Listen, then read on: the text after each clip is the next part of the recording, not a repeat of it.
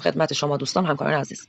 اومدیم اینجا تا مزایای سینک گرانیتی را به طور کامل توضیح دهیم تا دوستانی که برای خرید این نوع سینک ظرفشویی دو دل هستند با اطمینان بیشتری تصمیم گیری کنند. شما روزانه بارها با سینک ظرفشویی آشپزخانه سر کار دارید، اما شاید تاکنون به جنسی که از آن ساخته شده فکر نکردید. شاید بعضی افراد سینک‌های ظرفشویی رو فقط با جنس استیل تصور می‌کنند، اما باید بدانید که از جنس‌های مختلفی مثل شیشه، استیل، کورن، گرانیت و غیره ساخته می‌شود که یکی از بهترین متریال ساخت سینک گرانیت است. مزایای سینک گرانیتی: آنتی باکتریال بودن سینک‌های گرانیتی، تنوع رنگ متناسب با دکوراسیون آشپزخانه شما، مقاوم در برابر حرارت، مقاوم در برابر ضربه ناشی از افتادن ظرف و غیره.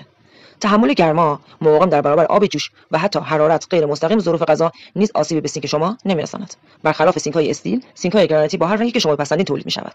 پرفروش‌ترین رنگ‌ها به ترتیب مشکی، سفید، توسی و کرم میباشد. سینک‌های گرانیتی به راحتی لک نمی‌شود و سریعتر از سینک‌های استیل تمیز می‌شود. کافی است بعد از هر بار استفاده یک دستمال مرطوب روی آن بکشید. جهت شستشوی سینک کافی است مقداری کم جوش شیرین و سرکه سفید را با پارچه نرم بر روی سطح سینک بمالید و سپس آن را بشویید.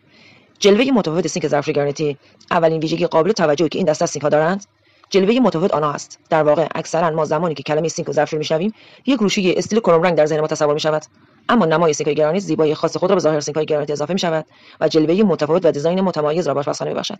از این رو ظاهر متفاوت این دسته از سینک‌ها یکی از مهمترین مزایای آن به شمار می‌آید. ارسال کالای ما هر روز به تمام مناطق کشور ارسال می‌گردد، از درب کارخانه به مقصد مورد نظر شما دوست عزیز. قیمت مناسب: یکی از رکن‌های مهم فروش قیمت منصفانه مناسب است که چنین شرایط را فروشگاه ما برای شما دوستان عزیز فراهم کرده است. کیفیت بالا، تضمین شده برای شما دوست و همکار عزیز.